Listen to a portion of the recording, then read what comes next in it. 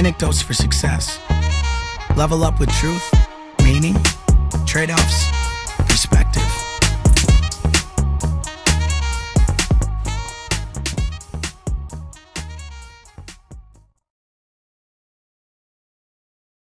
All right, today we have Hannah Frankman on. I said that right, correct? Yes, you did.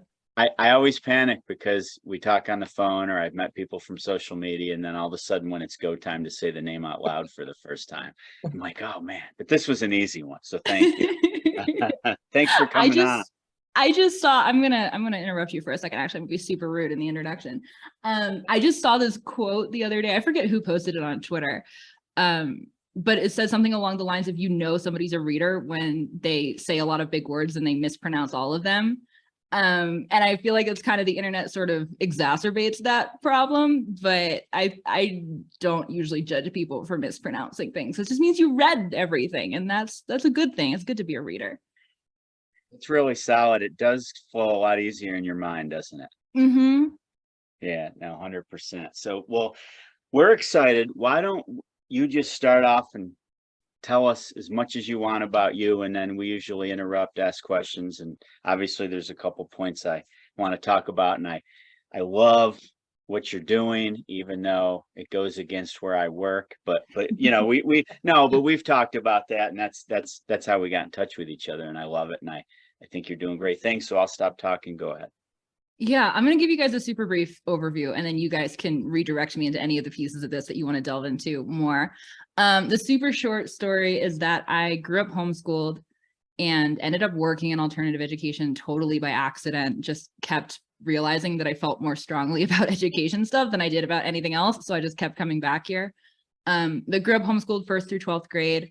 I skipped college to go work for a college alternative program called Praxis, which is basically a startup apprenticeship program. And I learned a lot in my years there about like what actually matters in education as it translates to the real world and building careers, and learned a lot about building my own career, which was really valuable and important. It actually is going to be 6 years at the end of this month from when I first landed an internship with Praxis. I was the most stubborn intern they ever had. I just wouldn't leave until they gave me a job eventually. It took a long time, but I won. So worked with them for a long time. Worked with hundreds of young people going through the program who were coming directly out of high school. Some of them were even dropouts. Some of them were college dropouts. Some of them were college grads, but all of them wanted to go work in business, and they wanted to take Praxis as a more efficient path than 4 years of business school to go land a job in the startup world. So learned a lot from practical experience working with these kids about what actually matters in translating the transition from going from being a young person in school to being an adult in the workforce. And then after I left Praxis full time, I was working as a freelancer for a while, and again, kept ending up in education stuff. And eventually all of that translated into building Rebel Educator, which is how I met Paul. Rebel Educator is a media brand or a content brand covering just everything alternative education. We want to build a resource for parents who know their kid isn't happy in traditional school, but don't know what else is out there, what other options exist, because there are a lot of options, but a lot of people don't know that. And a lot of people don't know where to start. And unless you happen to know somebody who gets you tapped into the alternative education world, or you happen to make the perfect Google search, it's not really easy to find all the stuff that's out there. So we're trying to solve that problem. So now I get to spend my days talking about education and how to educate kids and how to raise whole, healthy, functional, competent adults, which is a very fun thing to get to talk about all day. So that's the short version of my story. I'm sure we'll delve into more pieces of this as we go. Hannah, when you use the term alternative education, what does that mean? That's a really good question. And that's actually, it's kind of a poorly defined term at this point, because people ask that question a lot. And I'm stubbornly like, no, we're going to stick with a term and we're going to make it a thing. But not everybody knows what we mean. Basically, broad umbrella sense, I just mean anything that's not public school or institutional school. And I say that with the asterisk that like there are a lot of private schools and a lot of homeschool programs that are just trying to replicate the traditional classroom at home.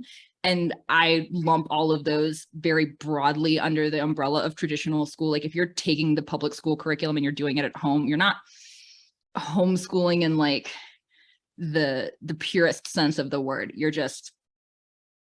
not really like solving any of the problems that public school has, except maybe the social components. So anything that's not that is alternative education. So why, what's wrong with that? What's wrong with that? You know, the current one, or the social, you know, whatever the normal, if you will, for lack of a better term, you know, what's wrong with it? How long do we have? There's a lot that's wrong with it. And there's a lot of different angles that you can take to answering this question. I mean, if you just look at the raw numbers of how American kids stack up globally, like if we assume that all the things that you're supposed to learn in school are actually important, which is an assumption in and of itself, but if we grant that one, kids in America score really, really poorly compared to most countries. Whether or not all the stuff we're testing is even relevant is a separate issue, but it, even in its stated purpose of raising kids who are competent readers and are good at like math and science, and they kind of like are competent in all these academic subjects that we culturally deem as important. Even at that, the public school system fails. Hannah, to exasperate that issue, if that's true, which coincidentally, I was reading something last week, was talking about us in math, us meaning the United States, and math and science, we're ranking like 14th in the world, and my numbers could be off, but to your point, we're not number one, or even close. Don't we spend the most per student in the world as well on top of that, or do I have that wrong? I actually don't know how we stack up in terms of spending. Paul might know, actually. Well, I haven't checked for a few years, but we did, and I'm assuming it's still high. But pretty sure the numbers have gone up, not down. If we had a producer, I'd have him look right now. But but while you guys are talking, I think that I think you're right. But anyway, I couldn't help but throw that in there. So we're not doing well, and we're as a business person, that's not a good outcome. But anyway, no. If the public school system was a private institution, it would be out of business. Like the only reason that it's sustaining as is, well, actually, there's two reasons. One is it's propped up by government funding, so the incentives are off. But two, it's so ingrained in our culture that it's just the status quo, and it's what you do. Like parents go, well, I went through the system and I turned out okay, so I'm going to send my kids through the system and they're going to turn out okay too. And there's even like generational biases against not going to school that come from like a couple generations back, when people went to one-room schoolhouses that only went to 8th grade, and they're like, well, I want my kids to have a better education than that. And we just sort of culturally default to that being the public school system. But to go back to your original question of what's wrong with it, it does horribly even at its stated purpose.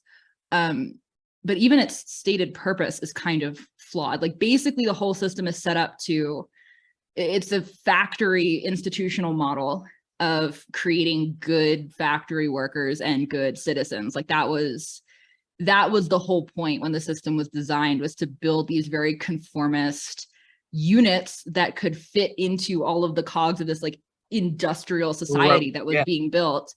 And there are a lot of really detrimental side effects that come along with that, of kids learning to just sort of defer to authority and hate learning, and they think that they need to have a teacher to learn, and they think that learning is this thing that you do just to make sure that you get a good test score and check a lot of boxes. And the whole system is just designed to funnel kids through 12 years of public school into a university, have them get good marks in a university, and then go be just sort of like a generic piece in the massive industrial or corporate cogs, the corporate system now that we have. Be trapped in debt. Yeah, and be horribly trapped in debt. You're spot on.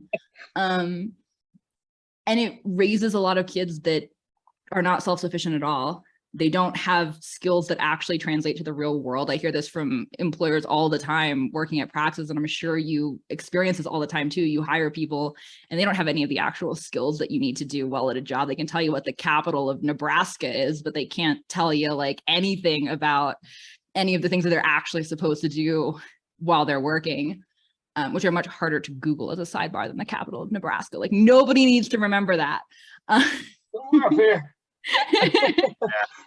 We're just gonna zoom in. It's like it's right there. To interrupt you super quick, I always laugh when my students, attorneys have walls and walls of books and resources and online databases for court precedents and cases. Doctors have like every profession on the planet has training and staff development things to do, but kids are just supposed to memorize stuff.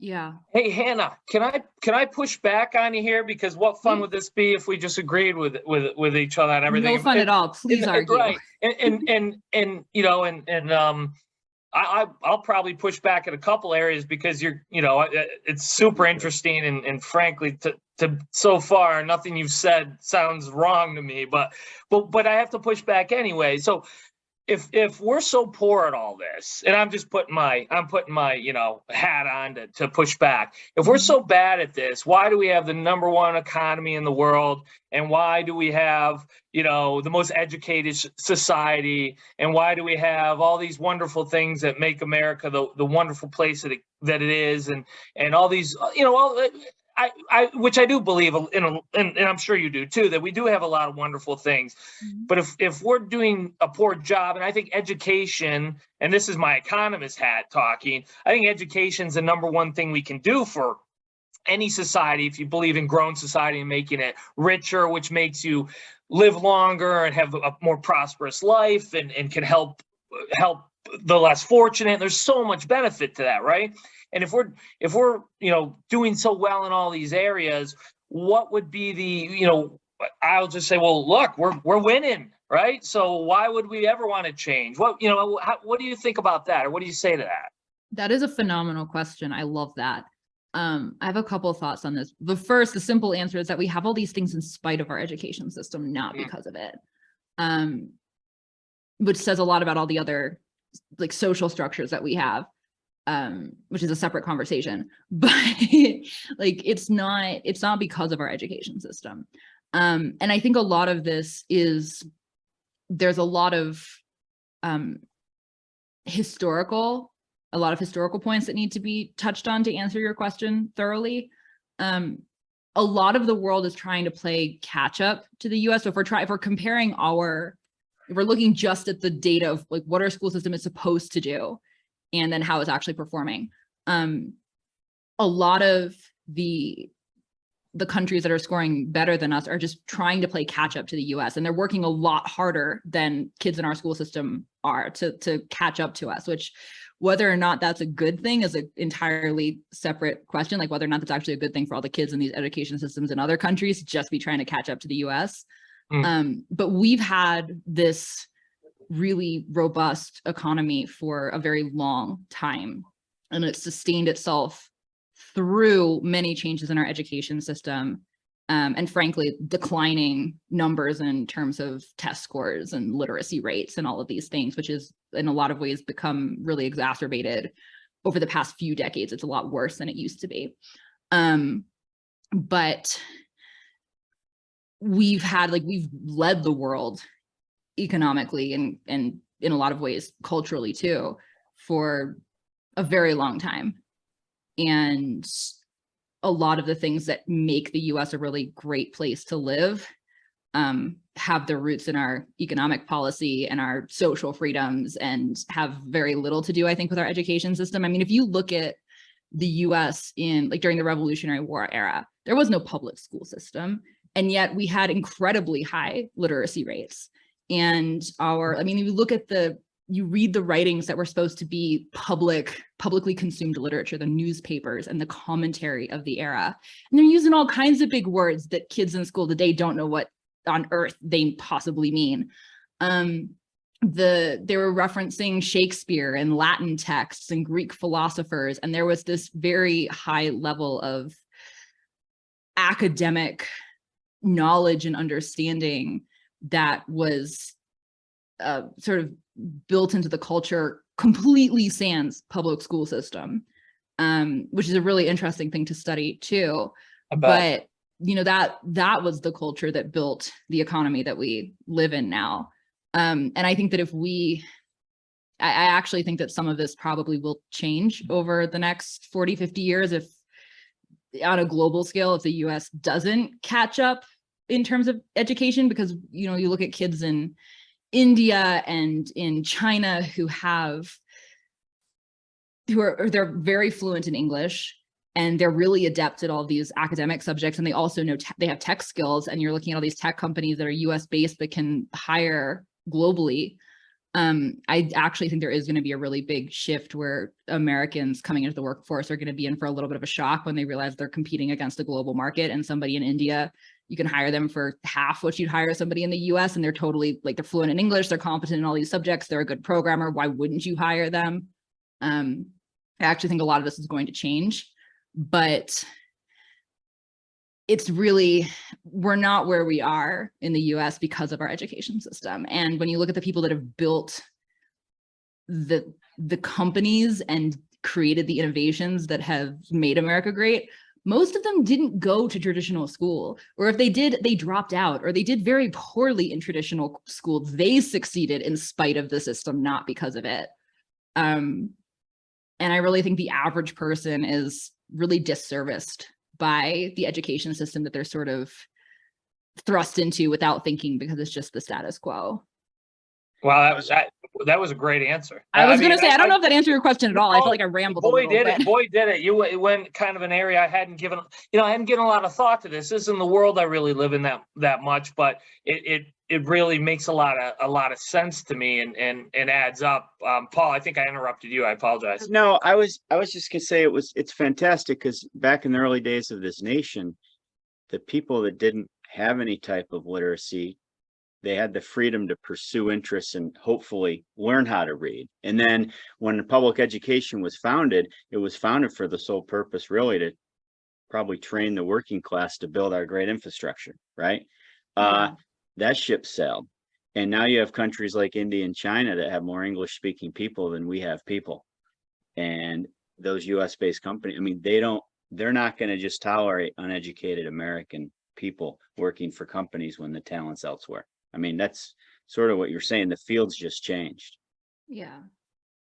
Yeah, no question about it. The globalization point, Hannah, is probably going to force some things that people stuck in the status quo aren't going to be necessarily comfortable with. And I think your argument might be, and it certainly would be mine based on what I'm thinking through, that's ultimately a good thing for us. And maybe that's a catalyst for change in the school system, or is it just so wrecked that it's in your opinion, is it a tear it down kind of thing? Is it just look for alternatives, which it sounds like obviously you help to provide, and the average person who doesn't know anything about those alternatives, what motivates them to look at them? Yeah, I think there's a few different pieces of that question that I want to dig into. There were. So I'm going to answer the first part first, Sorry. About like the system itself.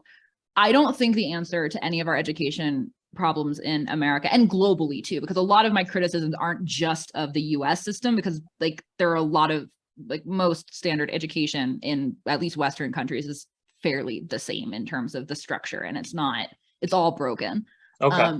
I don't think that reform is the answer. I think that reform is an enormous waste of time and energy. I think that we have to just innovate our way into the public school system being entirely obsolete, or having to innovate very aggressively in response to keep up. And I think that's true of any large bureaucracy or large corporation, which in a lot of ways becomes a large bureaucracy.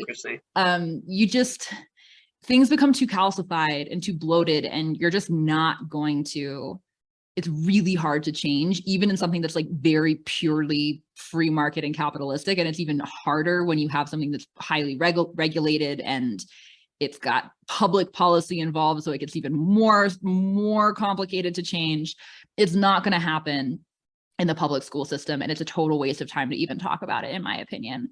Change is going to happen by entrepreneurs and innovators building new schools and building new education programs and the customer base, which is parents, sending their kids to these new options because they do a better job solving the parent's problem, which is how do I prepare my child to be successful in the adult world, than the public school system can. Like that's the answer. And we're already seeing a lot of that. There's a lot of people who are building a number of really cool, innovative schools and innovative models. And it's actually very exciting that there are a lot of competitors in this space, because I also don't think that there's one right answer, because kids are really different and adults are really different. We're all individual humans. We're extremely unique. And there is no one size fits all education that is correct or proper for every single person. Yeah, there are standard things that it's pretty useful and important for everybody to know, but there's not even one standard way of teaching them. And kids have such varied goals and varied interests and varied preferences in how they want to learn and what they want to learn. Some kids love learning through projects. Some kids are super academic. Some kids get super fired up about like a classical education, and other kids are much more interested in learning skills that they can apply right away in the real world and see the impact of those things that they're doing, and let their education evolve around those goals that they're moving towards. And I think it's really exciting that we see a lot of different types of education models starting to expand and starting to gain traction, because I think that's the ideal system, is one where there's this whole marketplace of different education options and different schools, and parents can pick and choose what's best, not just for their children in the plural, but for each individual child, and even mix and match options for each child as they go through their schooling journey or career or whatever you want to call it. I think that's really the ideal. And I think that's what we are seeing starting to expand, which is super, super exciting. But I think that's the answer. There isn't one answer. There's a lot of different answers. And the more space we make for people to build these differing answers, the more successful we're going to see our kids become. And then the more like we all will thrive, because the kids are the future. That's awesome. I agree with everything you're saying there, but it's my turn. It's my turn to ask the question that pushes back a little. Yeah. I'd love more than anything to have a class like mine in every school. We talked about that on the phone, but we won't get into that. I talked to a lot of principals and teachers of even just some of our local elementary schools on lower income sides of town, and pretty much, I don't think if the school was there, the parents of some of these families would put their kids anywhere or do anything for them. So what do you say to the person that's like, well, the school is almost like the third parent. I mean, the kids stay after school while parents are working. The school provides clothing sometimes, and 2 meals, of course, and then sends a backpack home. What's going to happen if public education ceased to exist that way, and we had all these alternative education methods, which I agree with? What would happen to these kids? Well, I don't think that we're in any danger of public education going away completely anytime soon. 100%, yes. And I think that there actually are some really interesting, like I'm just speculating here. Like I haven't sat down and run all the numbers and seen exactly what this would look like to pull off.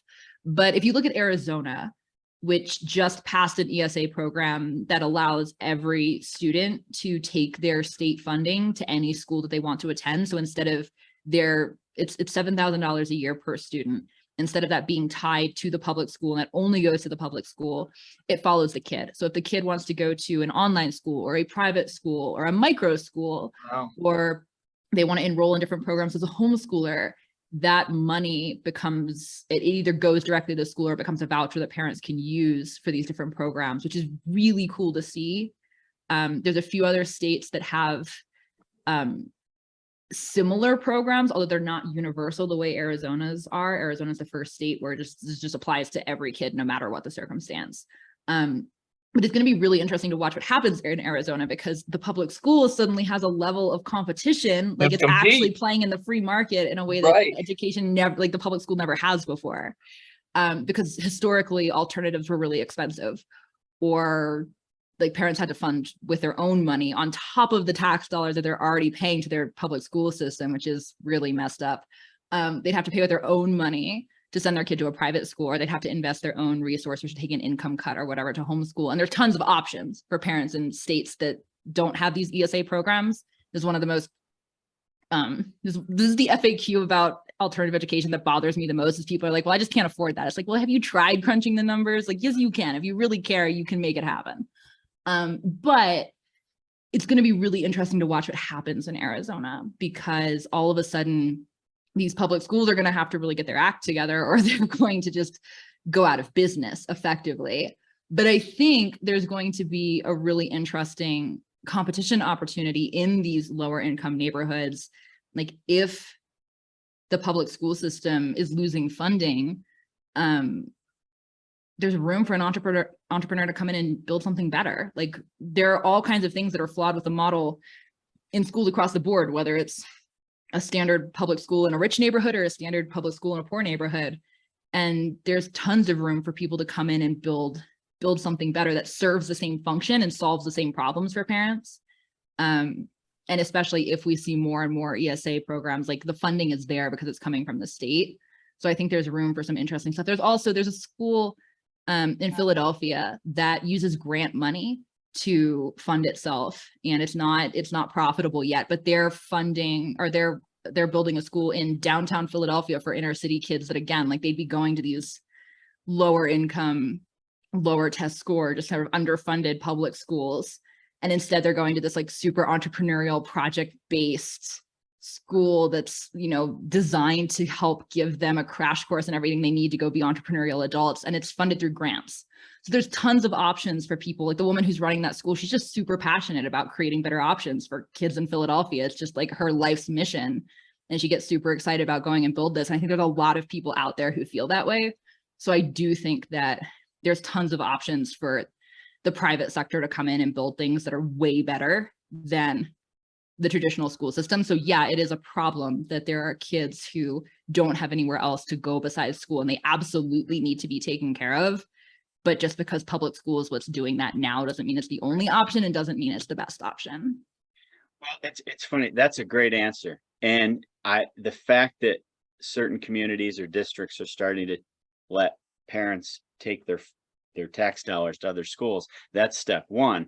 Because right now there's so many non-funded mandates in public schools, and then the government sprinkles some money on top of it, and the schools have to try to make it work.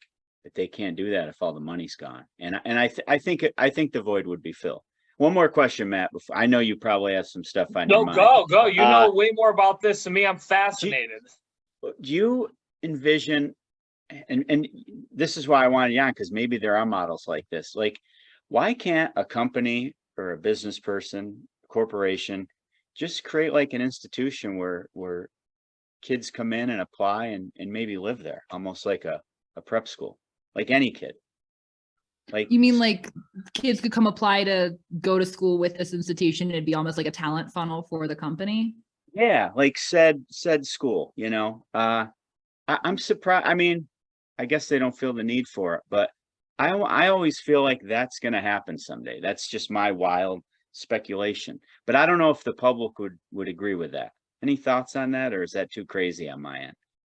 I don't think it's crazy at all. I think we're going to see all kinds of interesting experiments over the next couple of decades. I think that we're about to enter the golden era of alternative education and new models and innovation. Like, it is sorely underrepresented. You can see, like, you can have some like, I don't know, tech person come in and fund projects as like a side project and make a huge impact in the realm of education in a way that, like, if they were going and investing in a tech company, like, maybe they'd have a fraction of a chance at seeing success. Like, everybody's competing in the tech world. Nobody's competing in education. It's so wide open. It's the Wild West. Like, the land is just free for the taking. You just got to come in and take it.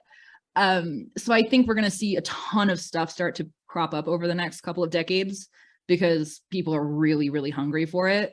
And I think our feet are slowly being dragged towards the fire, and that, like, things are going to get worse and we're going to have to make some changes. So I don't see why we wouldn't see people experimenting with that. I don't have a strong opinion on whether or not it's a good idea. I would have to think about it more, but it's definitely an interesting idea. And I don't see why. Like, I worked for a startup apprenticeship program for years that did, like, their whole their whole business model was taking young people with a little bit of kind of like general customer service industry working experience and training them in everything that they needed to know to go become effective startup employees doing non-technical things like marketing and sales and customer support. And then we had a whole network of businesses that we were partnered with that would hire through us. So it was sort of like an outsourced version of what you just described. And it works super well. It's been, the first class went through in 2014 and it's 2022. So it's been 8 years now, I guess, that it's been a profitable, successful business. Hundreds of alumni who've gone through Praxis, and it works really well. And I think there are going to be a lot more, whether it's created directly by the companies that want to hire, or whether it's like a third party, kind of like a Lambda school or Bloom Tech, I guess they're called now, kind of model where you're like, your business model is training people to become employees. I think we're going to see a lot more of that, like schools that are designed explicitly to train people for the workforce, which is like college is kind of supposed to do that, but it does it in an incredibly roundabout way.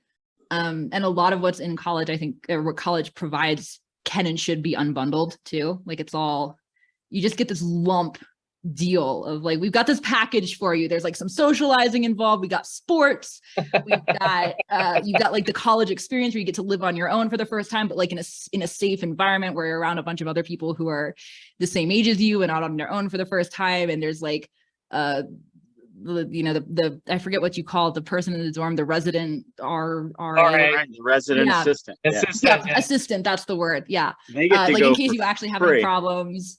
And then we got like, you know, you get the degrees, so you're like prepared for the workforce and you're getting all this liberal arts education. Like all of these things should be unbundled.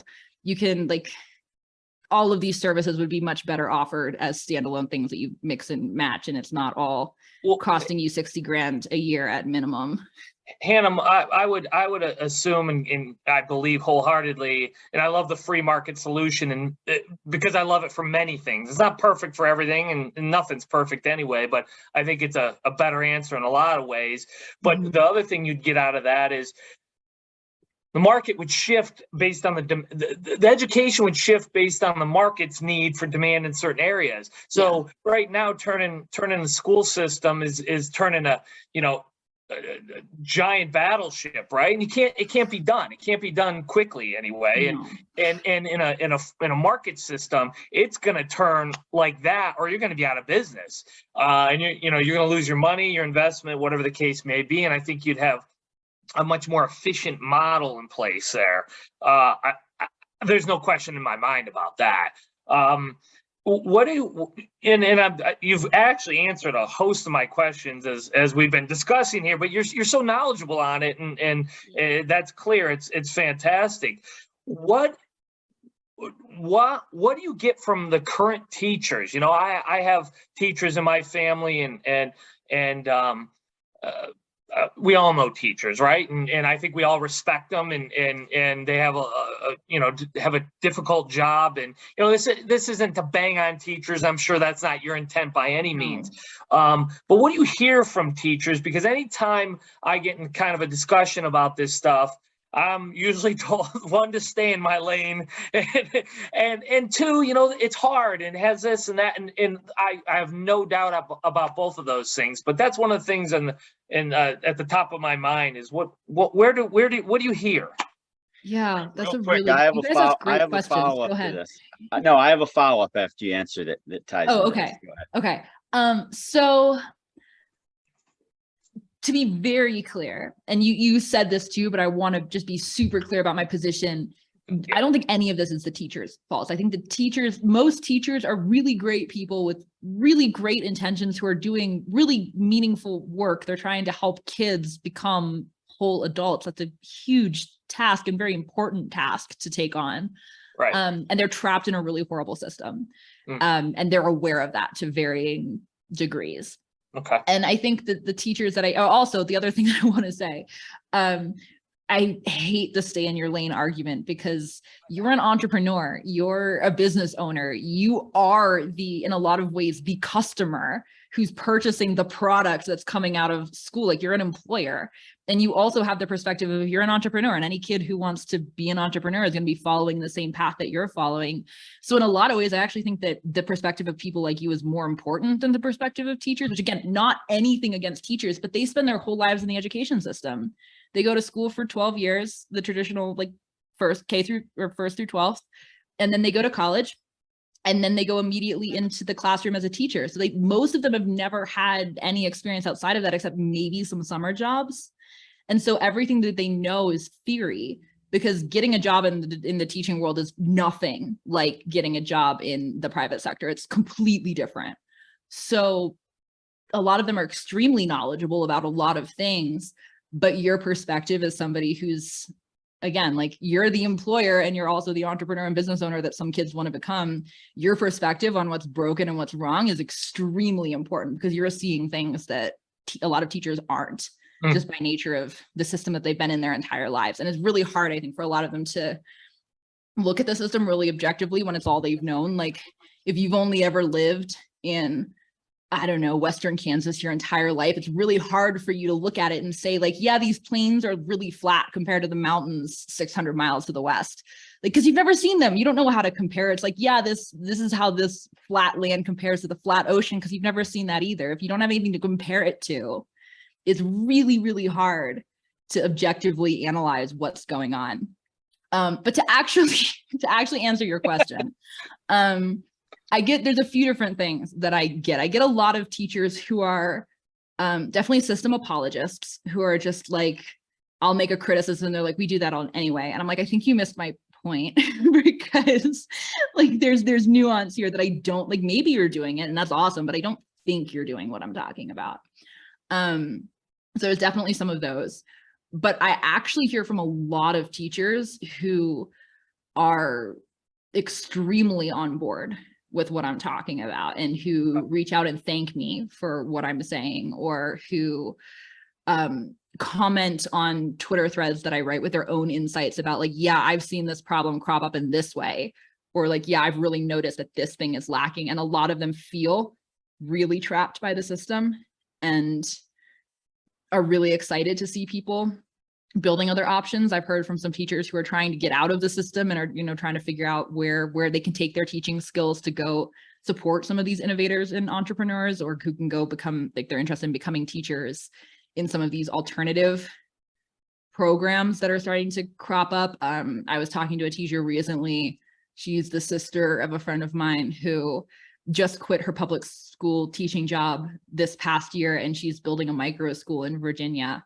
And she's taking this huge leap. Like, she doesn't know if it's going to work or not, but she's rented a space, and she's like getting the kids signed up, and it's wow, so cool. There's another person who reached out to me on Twitter this summer who said he just quit his public school teaching job. He's in Central Illinois, where the only in-person option is public school. There aren't any private schools. And he's building a self-directed learning center, and he's trying to get kids signed up. And he said the response has been really positive from local families. They're actually really interested in what he's doing. So I think there are a lot of teachers that are aware of how broken the system is and are trying to get out. I mean, there's people like Paul who are doing these really, really amazing things inside of the system, who are such a blessing to the kids that are there, who are trapped, who don't have any alternatives besides what you're offering. So I think there are a lot of people out there who are really awake. Okay. And well, that's what I was going to ask. What do you tell the teachers that say, I love to teach, I think I make a difference. If I have more freedom, I need to get out of the system. You kind of touch base with that. I actually have more specific thoughts on that if we have time. Yeah, no, that would be, yeah, go ahead. I'll stop talking. Yeah. So one, I think, like, if you're in the system and you're trying to make a difference inside of the system, I think that that's a noble and valuable thing to do. They should all message Paul on Twitter and get his playbook for what he's doing. Like, that's actually what you should do. But what Paul is doing is really, really awesome. Yes. And I would love to see more teachers doing what you're doing. I think there's we're seeing more and more schools and organizations that are supporting schools cropping up. So for teachers that want to get out of the system, I would say, go do some research on some of these different schools and look for teaching opportunities that are open. Synthesis is a really cool school that's, it's based on Elon Musk's Ad Astra school, which he originally started in California for his kids and the kids of other SpaceX engineers and Tesla engineers. And it's now been morphed into this online school that's open to anybody. And it's run by some of the guys who co-founded Ad Astra with Musk. And they hire guides. Their waiting list is enormous. They're trying to scale really quickly. There's opportunity to work there. I would look into Montessori schools. I would look into Acton academies. Acton is really, really cool. The model that they're running, and they call their teachers guides also. And there are Acton academies all over the world. And a lot of them around the US, and there may be opportunities there to teach or to start your own too. There's a company called Prenda that actually their model is they work in states that have these ESA programs. They're in 5 states right now. They're in Arizona, Louisiana, New Hampshire, Colorado, and Kansas, but they're working actively to expand. And I hope they expand really quickly. But they use state funding to fund micro schools. And so they'll have a teacher that'll start a micro school and it'll be like 10 kids, and they'll get the state funding for all 10 of those kids. And a little bit of it goes back to Prenda HQ, and then the rest of it pays for the teacher's salary. And then, the teacher is running a really cool alternative curriculum that's provided by Prenda, and they're doing they have a lot of freedom to set up their classroom however they like. And that's, I think, primarily for elementary school kids. But that's really cool. Look at Sora schools, which is online project-based middle school and high school. They're expanding as well. I think there's a lot of opportunities for people who are teachers and want to do something where they have more freedom to teach in the way that they feel is best. There's a lot of different companies already doing this stuff that they could look into working for, or start your own. Like, go build a self-directed learning center, go build a micro school of your own, go start a Sudbury school, go start a Montessori school. If you have the entrepreneurial bug and you're willing to put in the effort of starting something, there's definitely a market for it. Can you explain to our listeners / viewers a little bit more about micro schools? Yeah, micro schools are really cool. A micro school is basically, usually it's about 10 kids. The size can vary. It can be a little bit bigger. It can be a little bit smaller. And usually it's mixed grades. So you'll have like an elementary micro school that's like 3rd through 6th grade or something like that, or like K through 2nd, 3rd through 5th. Like, it's divided up into sort of grade level or like age levels, but you have a lot more overlap between ages so that older kids can teach younger kids and they can collaborate with each other. And usually they're running, so there's like one teacher or one guide for this small school. A lot of people run micro schools out of their home. So I got a virtual tour of a Prenda micro school in Arizona a couple of weeks ago, and it was the coolest thing. I just got like walked around this couple's that I've been friends with for a long time. They're running a micro school. The husband works for Prenda HQ, and then the wife is the micro school teacher. And they've got 2 of their own kids and then 8 other neighborhood kids that just come to their house every day.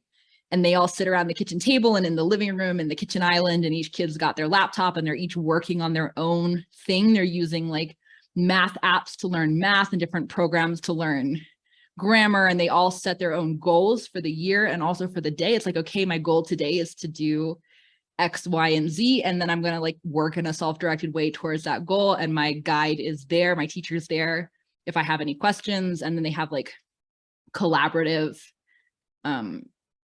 portions of the day where they're working on projects together or whatever. There's a lot more room. And that's the Prenda model specifically. Like, other people start micro schools and do different things. But that's kind of the general setup is like mixed ages, about 10 kids, 1 teacher, a lot more room for personalized attention and customization around each kid's needs and goals, which is really, really nice for the kids. And, these micro schools aren't stuck with all of the traditional schools kind of standard requirements. So you don't have to waste all this time on state required stuff that isn't actually helpful for the kids at all and is smothering their love of learning. And instead you can give them as much self-direction as they can handle and give them a lot of space to go chase the things that they find interesting, usually in a much shorter school day because it's a lot more efficient than public school. And you end up with this like really localized education model that's 100% focused. There's no, huge administrative system that you're working under. You're building a system that's its sole purpose is to cater to the needs of the kids of the community, which I also think is really cool. I think that localized education is way, way better than this like huge bloated standardized model that assumes that some rural kid in Wyoming who wants to be a rancher needs to learn the same thing as a kid in backwater Louisiana who like really just wants to get out of Louisiana and go to New York City so that they can become like go work on Wall Street, and some kid in Arizona who just like really wants to get a really well-rounded liberal arts education because they want to be a writer and they just want to like know as much as they can about how the world works so they can be a great writer. Like assuming that all those kids need the same thing is ridiculous. And so localized education that caters to the individual kids in a community is really exciting too, to me. That's so exciting because it almost sounds like the model of how I have 15 kids for 2 hours a day and then they go back to their home school and they accomplish way more than they do in the 3 hours back. And then I have 15 in the afternoon and they explore if anything they think they're interested in. I almost try to talk them out of it because I want them to keep exploring. But to do that at a younger age, oh my gosh. I mean, they're sponges at younger age, whether it's languages or mathematics or science or exploration or travel or imagination. That's got to be really cool to see one of those and to see that. It's really cool. And the thing that's really exciting about the younger ages too is that kids are innately wired to learn. Yes. They're extremely curious. Like it's in our biology. We wouldn't survive as a species if we didn't want to learn things because we don't come out of the womb knowing how to survive in this world. We have to learn it. So kids naturally want to do that. And one of the things that the school system is really, really good at is making kids hate learning and not want to learn anymore. Like kids graduate from school. This is one of the great tragedies of our era. Kids graduate from school so excited that they never have to learn anything again.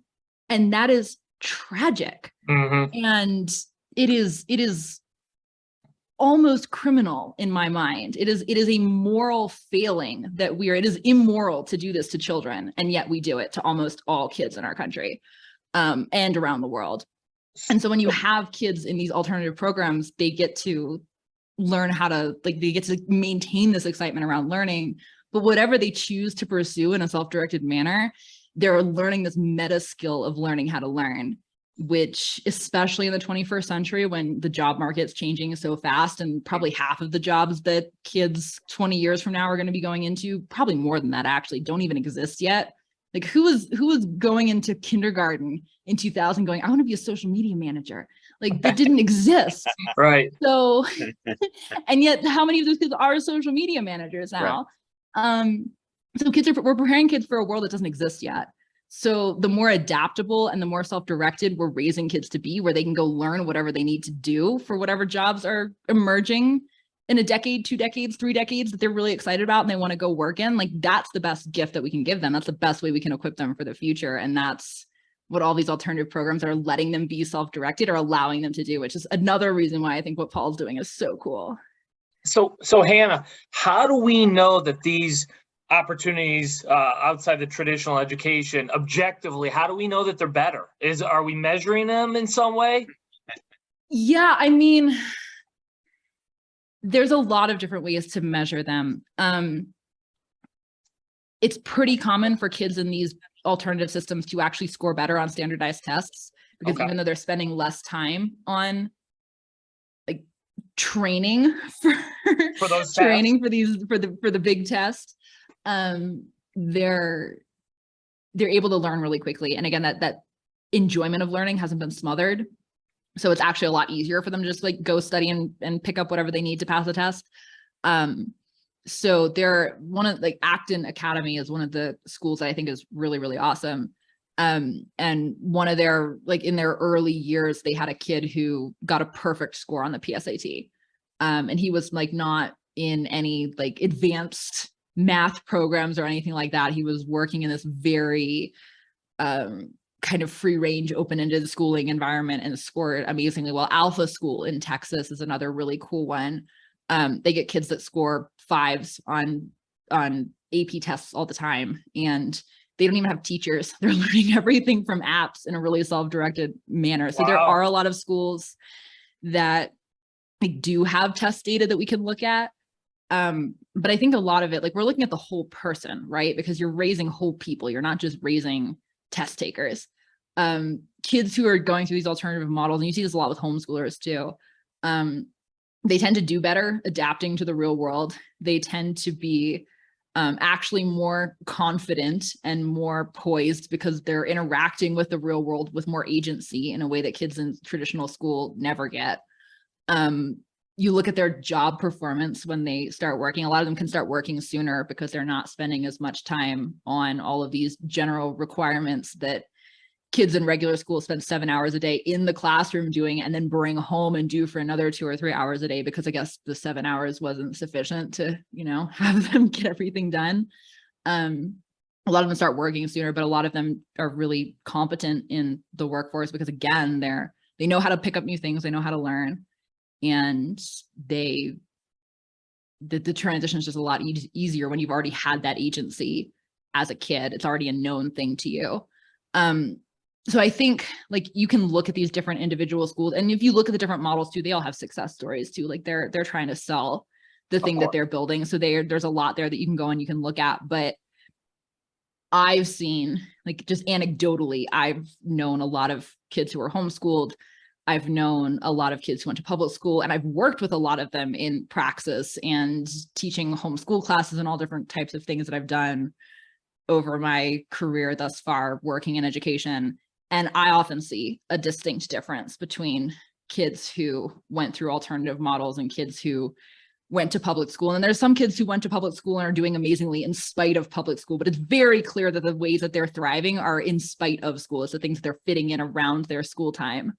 But I think there's going to be more and more of this data to look at in like a really statistical manner as we just see more kids coming out of these different alternative programs and as more data gets collected. But anecdotally speaking, I think the models absolutely work. And if you just talk to a kid who's at a micro school and you're like, hey, what are you learning about? And they're actually super excited to tell you, and they can tell you eloquently and articulately, and they can look you in the eye as an adult and they can tell you about it, and they can show you a project that they're working on. Like none of those things, like that would be a rarity to see in a public school kid, that they'd be confident looking an adult in the eye and explaining what they're working on and be excited about it.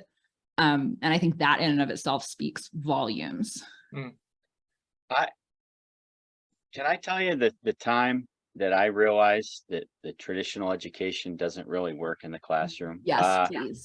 So for 17 years, I taught every level of social studies from 7th through 12th grade. And I'm trying to teach global studies to 9th and 10th graders that have never left their town, or maybe they've been to Disney World, right? Or whatever. And it's like, I can't pronounce some of the names of the Chinese emperors we're talking about. Like, I don't even know it. How's this 9th or 10th grader supposed to know it? So I finally just gave the kids every unit we were studying. I just gave them the notes. No projector at the time, only, you know, letting one line of knowledge come out at a time so they could write in the filling blank. And I'd give them all the notes with a lot of spaces. And then this was the time YouTube started coming out. You know, I'm dating myself a little. And I would just find videos and little blurbs of any important topic we were talking about. And then they would get in groups and talk about it and ask questions and play what if that happened when you were that age. And they'd start writing and writing and writing and writing. And then when it came time for that Regents exam, they always crushed the essays because they had stories. And, you know, we do vocabulary because, you know, you do have to know, if you don't have to know how to pronounce it, like we said at the beginning of this podcast, but you have to understand what the word is. But we did most our reading through telling stories and looking at pictures and looking at videos, not reading books and textbooks different from books. And that really made a difference to me. So sorry if I ramble too much, but ever since that day, I'm like, they don't need you to spoon feed them knowledge. They need to explore with you by their side to kind of keep them on the right direction, if that makes sense. Yeah, I love that. And I think I'm glad that you brought up YouTube actually, because I think this is another thing that like the kids, the world that kids are growing up in now is very different from the world that their teachers grew up in. And I think that often gets underestimated.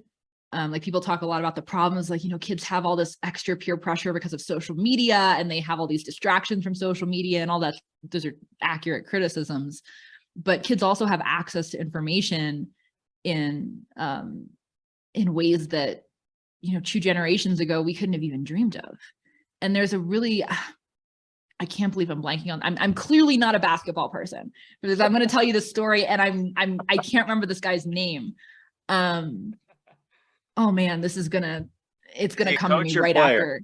It's the young guy on the Celtics, the young superstar, Jason Tatum. Jason Tatum. There we go. Yeah, we got you. Thanks, guys. So Jason Tatum, there was a really interesting Wall Street Journal article on him a couple years ago about how he used YouTube to become a basketball star. And it was about how different his basketball education was than the older guys in the league that he was like coming up and playing against and beating. And like basically he grew up with YouTube. Like he kind of grew up on the same timeline that YouTube was growing up. And so he was able to go watch clips of all of his favorite players. He was able to watch Kobe Bryant and Michael Jordan and all these guys play basketball, and he was able to watch their highlight clips. And he was able to watch them again and again and again. And he's able to pause them and rewind them and slow them down and study all of the different moves, like signature moves that these guys had. And then he was able to go and practice them until he'd mastered each one. So he could go through and watch all of Michael Jordan's clips and like master each one of these things that he did in a way that kids who didn't have access to that in like the 90s, they were growing up watching basketball on TV, and that was that they'd watch a game and that was it. And, you know, you look at like how Kobe Bryant would have learned how to play basketball. He'd go watch Michael Jordan clips and like he'd watch him on TV and that's it. And then Jason Tatum comes along and he can watch the same YouTube clip 1,000 times until he's mastered it. And he just did that compulsively as a kid because he wanted to be a basketball player and he loved basketball. So he'd spend hours on YouTube watching these superstars. And that just like completely changes the game, pun not intended, of like learning how to play basketball or how to master any other subject. And so when kids are motivated to do something, and that's like a separate conversation, how do you motivate your kids? Because some kids have a really strong sense of passion and purpose and some don't. But once kids are motivated to learn something, they have all the resources there. Like really the scarcest resource is time, because so much of their time is being sucked up by requirements that we haven't re-examined for a very long time and haven't really like sat down with and said, okay, like going back to first principles, what is the world that we're actually preparing kids for? What if this is relevant anymore? What isn't? What are we missing that should be included here? But they're wasting all this time on stuff and they don't even have time to use the tools that are available to them. But I think that's also sorely underrepresented in the conversation around education, is like, look, kids have access to whatever they need. We just have to teach them how to harness that and help facilitate the chasing of these different passions that they have. But the YouTube thing is really important, I think. Harness, that's the key, because the public schools in general, I mean, we already made it clear there's a lot of good teachers.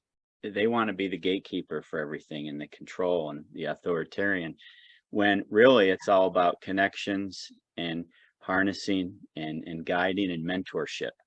And anybody that gets through the system, whether they like school or not, they'll go back, because I have it happen all the time and I see it with my friends. If a student comes back to you years later and starts telling you all about their high school experience, it has nothing to do with high school. It has to do with the connections and mentorship you provided. And we don't need this big archaic system to do that. You know, you talked about all the alternative ways, and I'm in love with that whole micro school thing now. So I'm rambling again, but the YouTube and the Jason Tatum and the mentorship, that's the future.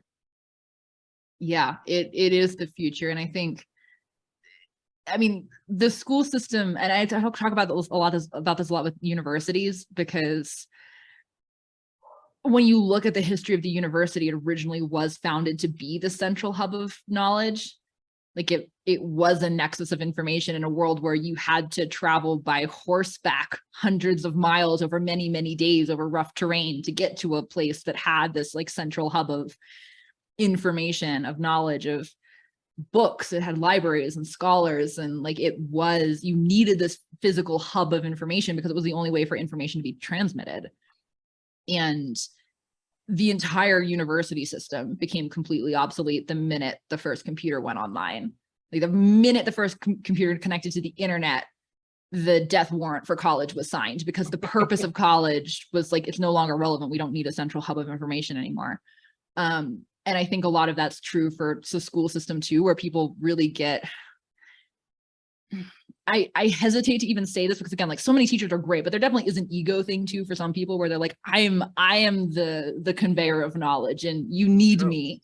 And there's sort of this ego built into the system itself. Not even the people in it, but the system as a whole, where it's like, you need us to teach you the ways of the world and how to be cultured and how to be educated and how to sound intelligent. And you really don't at all. But the system is very, very married to like, well, this is just the way we do things. And there's a lot of that, I think, that needs to be, again, it all comes back to innovation for me. Like it just has to be, the system isn't going to change. We just have to build better systems, and then everybody will leave. And then the system's going to go, oh no, I guess we better fix ourselves or we're going to go bust. You know, we'll wrap this up in a minute. I mean, first of all, we're going to have you back someday, because we haven't touched anything about the kickback kids and parents and just generally people in society get when they decide not to go to college. We haven't talked about so many other educational issues. Oh crap, I'm losing my point now. I actually had one. The kids laugh. I was gonna end this on a bang. The kids laugh when I do this. I hate when that happens. Matt, go ahead. No, I mean, I was going to say the same thing. Well, it sounds like you got it, Paul, but I mean, we definitely want to have you back, Hannah, but I hope you can continue to get a good platform to have these conversations with, because I think it's super important. And I'm sure there's some, and one of the things on the next conversation, I'd like to dive into the arguments against what you're saying, you know, in some depth, because there's always a pushback there. And I'm not saying they're right, but I like to look for those pain points and those other issues because it's fascinating. And I think it's also responsible. But I hope you continue to get a platform to have these conversations, because I can't keep seeing what I'm seeing and not just see something that needs tremendous improvement. I think there's a tremendous number of people in the system already, i.e. teachers, and I'm sure administrators, who would be the first. I know two teachers this year, who are one who's already quit and one who's looking to, and they're young. I can't imagine how many are out there. I think there's so many who would love to continue down this path, but under a different system. And I hope you get an opportunity to keep having these conversations, because I don't want to overuse a word, but or be hyperbolic, but vital. I think it's vital, and people need to have these conversations, especially people within the industry and who know, you know, more than I do, and can challenge some of the weak spots and help improve upon them, because I'm sure that's what you want anyway. You know, you don't have all the answers. I'm sure you'd be the first to say, but these conversations have to be had. So I honestly wish you the best in that. I would love to have you back in the future.